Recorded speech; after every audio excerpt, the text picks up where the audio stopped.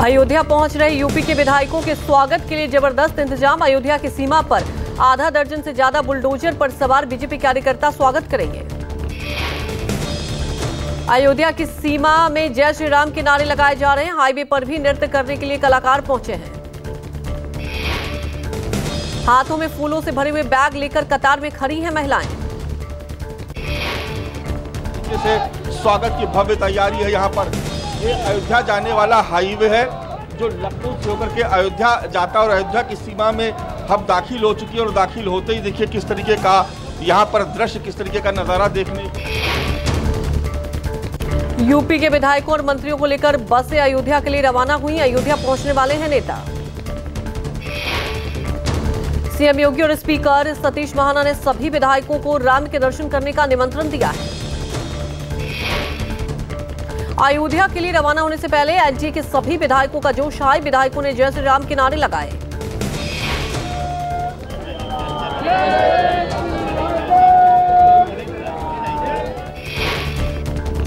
अखिलेश यादव ने ठुकराया स्पीकर का निमंत्रण। सपा के विधायकों ने बनाई दूरी। बाकी विधायक 10 लग्जरी बसों से रवाना हुए।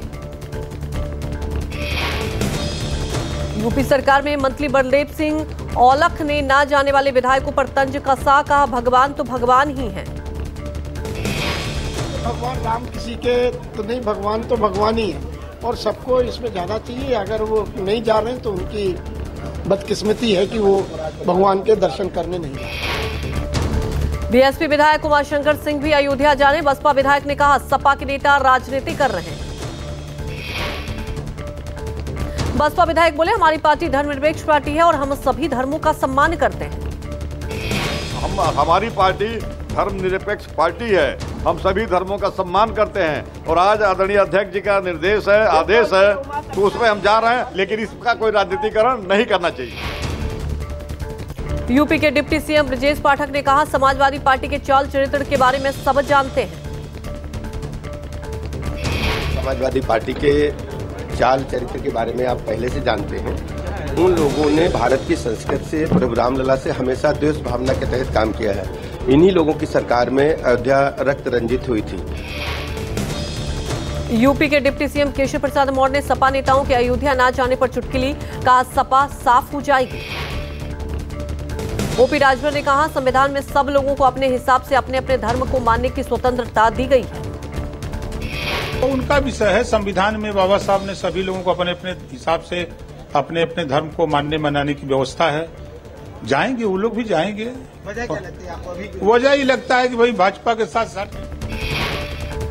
बीजेपी विधायक अभिजीत सिंह सांगा ने सपा की सद्बुद्धि की प्रार्थना की। कहा भगवान सपा को सद्बुद्धि देंगे।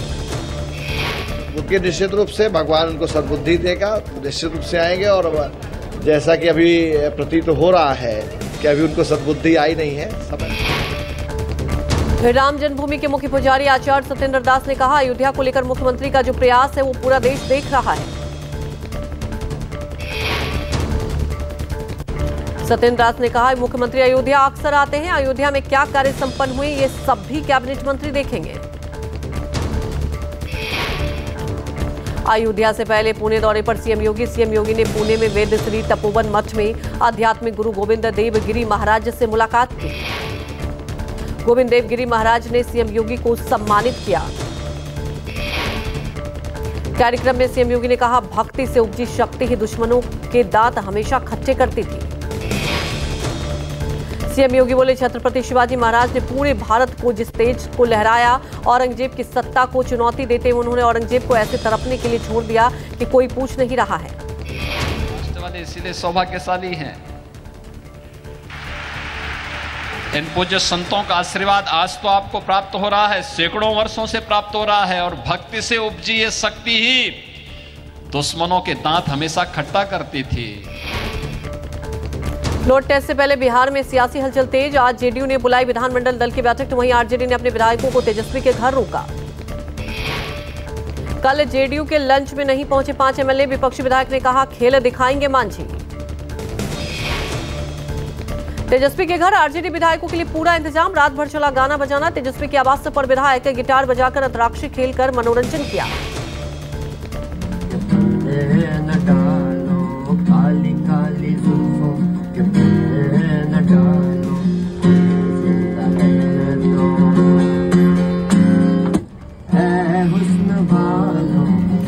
विधायकों ने राउंड टेबल का खूब मजा किया। तेजस्वी आवास में विधायकों के लिए भोजन का इंतजाम भी किया गया। आरजेडी सांसद मनोज झा ने कहा कि हमारी ये 12 फरवरी एक सामान्य तारीख है। हमारे विधायकों ने तय किया था कि अगले 48 घंटे तक वो एक साथ रहेंगे और विभिन्न मुद्दों पर चर्चा करेंगे। एक एक विधायक हमारा अंदर आराम से बैठा हुआ बातचीत कर रहा है, बिहार की राजनीति के बारे में, देश की राजनीति के बारे में। 12 फरवरी तो एक छोटा एपिसोड है। तेजस्वी जी ने जो कहा। फ्लोर टेस्ट से पहले बिहार कांग्रेस के विधायक हैदराबाद शिफ्ट। विधायकों के टूटने की आशंका के चलते भेजा गया हैदराबाद।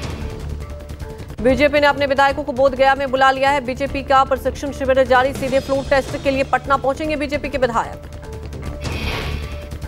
गया प्रशिक्षण शिविर शुरू होने के बाद बोले डिप्टी सीएम सम्राट चौधरी। कहा शिविर में बीजेपी के सभी 78 विधायक शामिल। हिंदुस्तानी अवाम मोर्चा के नेता जितन राम मांझी ने कहा हमने व्हिप जारी किया है कि हमारे 4 विधायक एनडीए गठबंधन को वोट देंगे।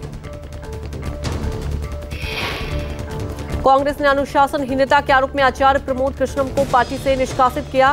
निष्कासन पर बोले कृष्णम। कहा राम और राष्ट्र से समझौता नहीं, 1 बजे करेंगे प्रेस कॉन्फ्रेंस। कांग्रेस द्वारा की गई कार्रवाई के बाद आचार्य प्रमोद कृष्णम ने एक्स प्लेटफॉर्म पर दी पहली प्रतिक्रिया। पोस्ट को कांग्रेस के पूर्व अध्यक्ष राहुल गांधी को टैग किया। कांग्रेस महासचिव केसी वेणुगोपाल ने कहा बार बार पार्टी विरोधी टिप्पणियों की शिकायतों के बाद कृष्णम पर हुई कार्रवाई। 6 साल के लिए पार्टी से निष्कासन। हाल ही में आचार्य प्रमोद कृष्णम ने पीएम मोदी से की थी मुलाकात। श्री कल्की धाम के शिलान्यास समारोह के लिए पीएम को आमंत्रित किया था। आज मध्य प्रदेश के दौरे पर हैं पीएम मोदी। करोड़ों की परियोजनाओं का करेंगे लोकार्पण और शिलान्यास। पीएम मोदी आज दोपहर लगभग 12:40 पर मध्य प्रदेश के झाबुआ में लगभग 7500 करोड़ रुपए के अनेक विकास परियोजनाओं का लोकार्पण करेंगे। पीएम मोदी आज टंटिया मामा भील विश्वविद्यालय की आधारशिला रखेंगे। एक समर्पित विश्वविद्यालय है। प्रधानमंत्री झाबुआ में सीएम वनराइज स्कूल का शिलान्यास करेंगे। स्कूल छात्रों को स्मार्ट क्लास, ई लाइब्रेरी आदि जैसी आधुनिक सुविधाएं प्रदान करेगा। एमपी के सीएम मोहन यादव ने पीएम के दौरे से पहले झाबुआ में तैयारियों का निरीक्षण किया। झाबुआ में सीएम मोहन यादव ने कहा हमारा सौभाग्य कि पीएम पंडित दीनदयाल उपाध्याय की पुण्यतिथि के अवसर पर झाबुआ आएंगे। भारत जोड़ो न्याय यात्रा का आज 29वां दिन। 2 दिन के विश्राम के बाद फिर से रायगढ़ से शुरू हुई न्याय यात्रा। गांधी प्रतिमा चौक को लेकर केवड़ा बारी बस स्टैंड पदयात्रा करेंगे राहुल। इस दौरान नुक्कड़ सभा करेंगे राहुल गांधी। राहुल गांधी खरसिया के चपले और नहरपाली में पदयात्रा करते हुए लोगों से मिलेंगे। केजरीवाल के पंजाब की सभी सीटों पर चुनाव लड़ने की घोषणा के बाद खड़गे का पंजाब दौरा। खड़गे इस बैठक के बाद पंजाब में चुनावी बिगुल फूकेंगे। मीटिंग में सभी कार्यकर्ता और पदाधिकारी से पहुंचने की अपील की गई है। आज केंद्रीय गृह मंत्री अमित शाह का मैसूर दौरा। दर्शन पूजन के साथ साथ संगठन की बैठक में लेंगे हिस्सा। चेन्नई के दौरे पर बीजेपी के राष्ट्रीय अध्यक्ष जेपी नड्डा जनसभा को करेंगे संबोधित। अपनी इस यात्रा के दौरान जेपी नड्डा एआईएडीएमके से निकाले गए पूर्वी सीएम ओ पनीरसेल्वम समेत कई नेताओं से मुलाकात कर सकते हैं। वहीं इंडिया गठबंधन छोड़ने के अटकलों को लेकर जयंत चौधरी से नाराज गठबंधन के नेता शिवपाल यादव ने कहा कि जो छोटे दल बीजेपी में गए हैं उनका हाल देख लीजिए। वहीं एनडीए में शामिल होने को लेकर आरएलडी प्रमुख जयंत चौधरी ने शनिवार को कहा कि जब भारत रत्न दिया गया है तो मेरी भावनाएं अपने आप जुड़ गई हैं। सुभाषपा प्रमुख ओपी राजभर ने कहा कि समाजवादी पार्टी कहां सम्मान देती है, क्यों जयंत चौधरी जा रहे हैं। बसपा का 2 बार गठबंधन क्यों टूटा, कांग्रेस से दूसरी बार गठबंधन टूटने के कगार पर है। एलजेपी रामविलास सांसद चिराग पासवान ने कहा किसने सोचा था कि महिला आरक्षण विधेयक आएगा। 5 सालों में कई ऐसे कार्य हैं। विमेन रिजर्वेशन बिल किसने सोचा था। हर बार इसके ऊपर सिर्फ राजनीति होती थी पर इसको पूरा किया गया। राम मंदिर के निर्माण को पूरा किया गया। आजादी के बाद से लगातार इसके ऊपर सिर्फ राजनीति ही होती गई। तो अगले 5 साल के लिए हम लोग तैयार हैं। शिवसेना यूबीटी सांसद संजय राउत ने भारत रत्न को लेकर कहा भारत रत्न राजनीतिक फायदे के लिए दिया जा रहा है। कानून के मुताबिक इस साल में सिर्फ 3 लोगों को ही भारत रत्न दिया जा सकता है। राजनीतिक फायदा देकर भारत रत्न को जाहिर कर देते हैं। कानून ऐसा है कि आप 1 साल में सिर्फ 3 लोगों को भारत रत्न दे सकते हैं। चौधरी चरण सिंह को भारत रत्न से सम्मानित करने को लेकर बोले संजय राउत। कहा, बीजेपी चाहती है कि जयंत चौधरी उनकी पार्टी में शामिल हो।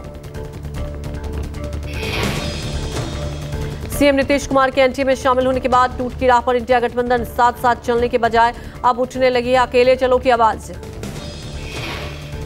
दिल्ली सीएम केजरीवाल का बड़ा बयान। कहा, अगले 10 से 15 दिनों में पार्टी पंजाब की सभी 14 सीटों पर अपने उम्मीदवारों के नाम का ऐलान करेगी। सीटें हैं, एक चंडीगढ़ की सीट है, 14 सीटें हैं। आने वाले 10-15 दिनों के अंदर आम आदमी पार्टी इन 14 की 14 सीटों पे अपने उम्मीदवारों की घोषणा कर देगी। केजरीवाल के बयान को लेकर शहजाद पूनावाला ने साधा निशाना। संदेश खाले हिंसा पर पश्चिम बंगाल के राज्यपाल सीबी आनंद बोस ने कहा, घटना सभ्य समाज में होने वाली सबसे बुरी घटना को दर्शाती है। Can happen in a civilized society is happening there. If women are harassed and assaulted, no one will be allowed to take the law in their hand. NCP में शामिल हुए कांग्रेस नेता बाबा सिद्दीकी डिप्टी सीएम अजित पवार की मौजूदगी में शामिल हुए। ईडी कार्यालय में पूछताछ के बाद कांग्रेस सांसद धीरज साहू ने कहा, पूछताछ बीएमडब्ल्यू के बारे में था।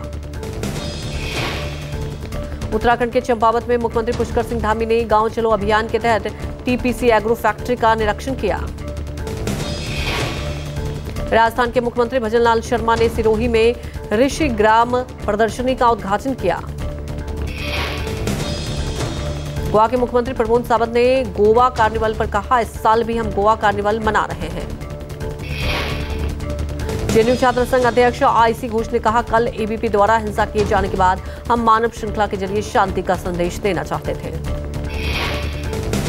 जेएनयू छात्र संघ अध्यक्ष आईसी घोष बोली, जेएनयू प्रशासन के बैकफुट पर खेल रहा है। जेएनयू प्रशासन भी एक तरीके से एक पीछे से बैकफुट से खेल रहे हैं कि जिस तरफ वायलेंस था लोग नहीं थे, जिस तरफ वायलेंस नहीं था लोग थे। तो यही हमारा मैसेज है कि हम वायलेंस नहीं करेंगे, हम वायलेंस का पक्ष नहीं लेते। उत्तराखंड के हल्द्वानी में हिंसा के बाद प्रशासन की सख्ती जारी। पुलिस की फ्लैग मार्च हुआ, बाहरी क्षेत्रों से हटाया गया कर्फ्यू। एहतियातन हल्द्वानी में आज भी इंटरनेट सेवा पर रोक है। संवेदनशील इलाकों में पुलिस की सख्त निगरानी है।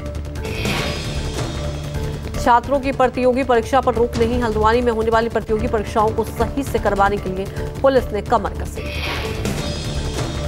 हल्द्वानी हिंसा मामले में अब तक करीब 90 लोगों को हिरासत में लिया गया। पूर्व पार्षद महबूब आलम, जीशन सपा नेता अरशद अयूब, असलम चौधरी समेत कई स्थानीय नेता गिरफ्तार किए गए। हिंसा के मास्टर माइंड अब्दुल मलिक को गिरफ्तार किया गया है। 17वीं लोकसभा के आखिरी सत्र के समापन के बाद संसदीय कार्य मंत्री प्रहलाद जोशी ने कहा, कई ऐतिहासिक विधेयक पारित किए गए। लोकसभा के आखिरी सत्र के समापन पर बोली केंद्रीय मंत्री मीनाक्षी लेखी, कहा, जो कुछ भी हुआ है वो पहले कभी नहीं हुआ था।